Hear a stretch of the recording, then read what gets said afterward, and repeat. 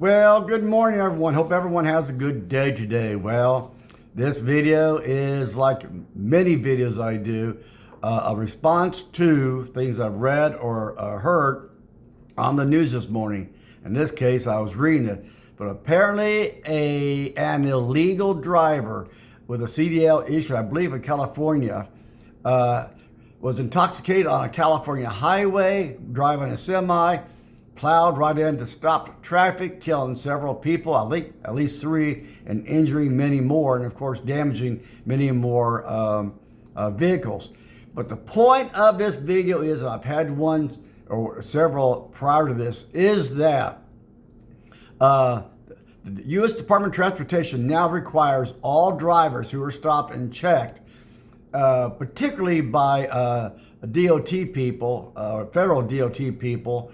You know, if you cannot pass a basic test understanding English words and signs, then you cannot be driving a truck. They will arrest you, turn you over to ICE, and detain the truck.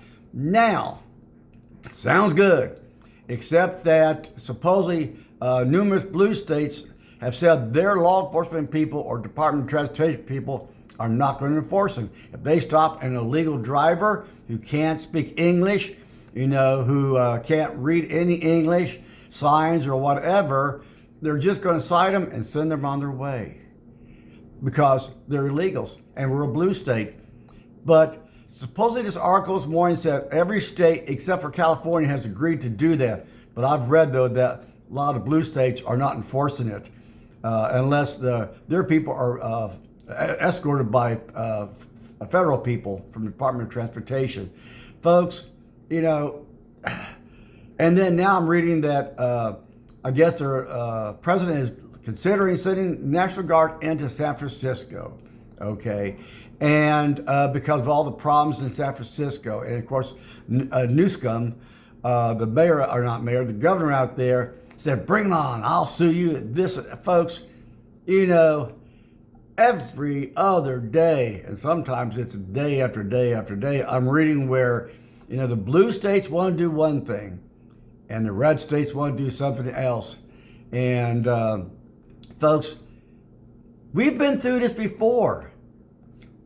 And you're thinking, well, where? Well, how about the first Civil War, where the country was so divided in issues, they went to war to fix the problem. And they fixed the problem, but at the death of how many hundreds of thousands? Am I saying that's going to happen here in this country? No, but I am saying, folks, there is going to be some type, there has to be at some point. It just has to be. It's not going to fix itself the normal way. A lot of people are going to say it will fix, and I even say it will fix itself. And I mean that. The problem will fix itself one way or the other. But a lot of people say, we'll fix it, you know, the non-violent way, blah, blah, blah. These people basically are full of shit and dumber than, you know, about the dumbest people on the face of the earth. Issues like this do not just fix themselves out of nowhere. Just overnight, it does not happen. Because I listen to more and more people in articles and on videos talk about just how divided politically, you know, the country is. And they all are saying the same thing I'm saying. It's only getting worse. It's only getting worse. And to think that, it, you know, somehow it's going to fix itself in a congenial manner is wishful thinking. Now, am I thinking there's going to be a civil war where everyone goes out and shoots each other and all that? No. But I am reading, though, that November 1st, with a lot of these Section 8 and SNAP and welfare, all these programs being either entirely cut out or greatly reduced, that, you know, just going to the grocery store, make sure you check your back, make sure people are following you to try to steal your groceries from your grocery cart as you go out to your car, because they are not allowed in the grocery store because their cards don't work, but they want groceries. I'm seeing videos of people in the grocery stores. Now, I'm going to tell you right up front, this may be AI in this aspect, where people got full grocery carts and they say, you know, and all the cases I've seen, they're blacks. Doesn't mean there aren't whites out there saying this, but all these issues I'm seeing, are from the black community, is that if we lose our SNAP, we lose our food stamp, we lose all WIC and all this stuff, we're going to get our food. We have to come in and steal it. We're going to do that. And I believe they will. It's already been going on with other stuff. People going in, just grabbing handfuls of clothes at stores or whatever and running out with it, Folks, the signs are there. Just fucking wake up and see the signs. The issues are there. The signs are there. But we'd rather just go about our happy business, this and that, and ignoring it. So when the problem does get fixed, it's like, why do we have to resort to this issue? Are the Republicans going to fix it? I doubt it. Damn sure the Democrats are going to only make it worse. Okay, so anyway, again, the topic of this video is these problems are not going to fix themselves. At some point, the administration, whether it's not going to be Democrat, it's going to be Republican. Is Trump or his successor going to finally lay the law down that, enough of this bullshit where the states can do whatever they want and the federal government is not able to intervene? This was a nice experiment when it started. That was a long time ago. It was a greatly different worldwide. I'm now reading where a lot of these companies are buying medical equipment from Chinese companies that have bad software that, steal information, embed themselves. And, it's kind of the old saying, greed has no limits. We'll buy from Chinese companies because it's cheaper, even though we know there's a good chance now that all the software in there is bad. I mean, in the sense that it collects personal data, it can be used to manipulate results that equipment puts out at a hospital, all because it's cheaper. Why is so much made in China and so much of the industrial base or production base in this country, gone downhill, or disappeared? Greed, just flat out greed. And I am saying, whether you like it or not, at some point, the executive branch is going to just step in and crack down and say, enough of this bullshit. We are our own worst enemies. We, over years, have let countries ship stuff into us that we couldn't ship to them because of trade barriers and stuff. We get stuff shipped off to Mexico and it comes back only, a fraction of the quality it was when it was made in the U.S.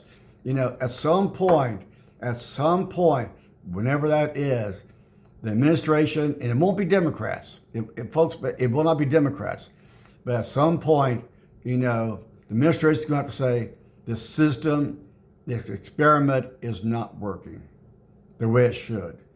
And there needs to be drastic changes. The first thing I would do is step in and say, federal courts, you have no jurisdiction over anything the executive branch does or says. You just don't. Congress created the judicial federal courts. The Constitution created the Supreme Court, and that's all it did. Congress created the federal court system, and Congress could go in and delete areas that the court can have jurisdiction over. But that ain't going to happen. Why?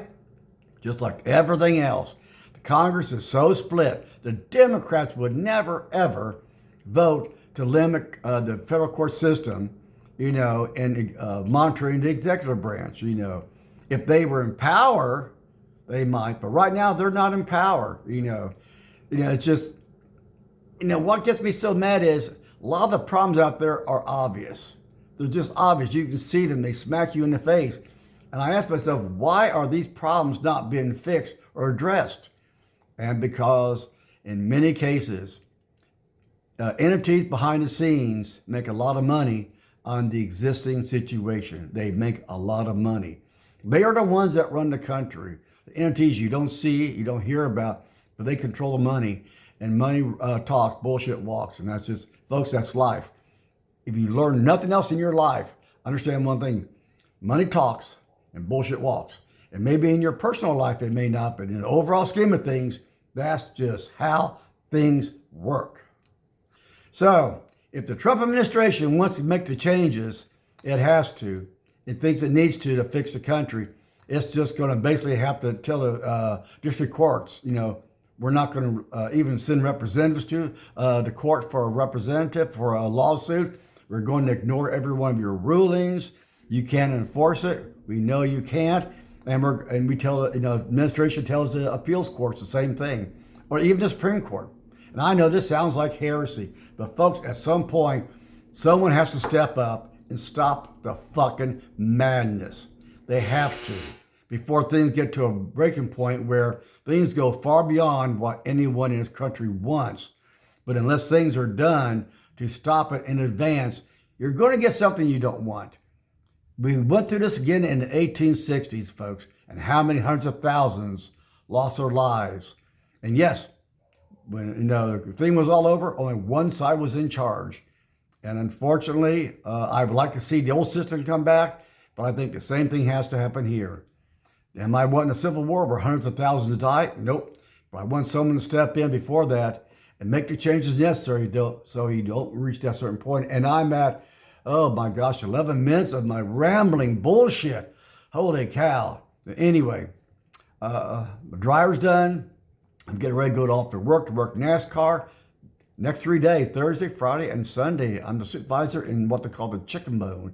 And that's right down by the track's outer wall. Been there before. And the worst part is, or the best part is, they're making me supervisor for the 3 days. Wow, man, I tell you what. I get to be in charge of about 6 people. But the view couldn't be any better. The view couldn't be any better being right down at the wall. Yeah. Now you gotta understand, it's loud. Extremely loud, and I'll have my commercial headsets on with my radio, and so I can talk to people. But you stand down there in the chicken bone, and as cars go by, little pieces of gravel from the track will come up and hit you in the head and on the body, and little pieces of tire that wear off the tires, will come up and hit you. Not big pieces, but that's why they only change. That's why they change tires. Every so many laps. The tires burn down so fast. But you'll be along the fence line there, and all the cars go by, you'll get peckered a little bit, with this gravel, little piece of tire. That's really experiencing NASCAR at its best. And of course, they're loud, like standing next to a jet engine when they all go by in a group. It's just, folks, it's loud. I can tell you, I've worked with chicken bone at both Martinsville and Darlington. Folks, you're right down there and they go by in a group, say at the start of the race or at the start of a restart after a yellow flag. It's loud. It is loud. But I tell you what, people do pay a lot of money to be right down in front to hear that and experience that. And they're paying me to do it. So anyway, enough of my rambling about NASCAR and all this other stuff. Like, share, and subscribe. Hit that notification bell if you're watching this on YouTube. If you're on TikTok, do the same thing. Have a good one.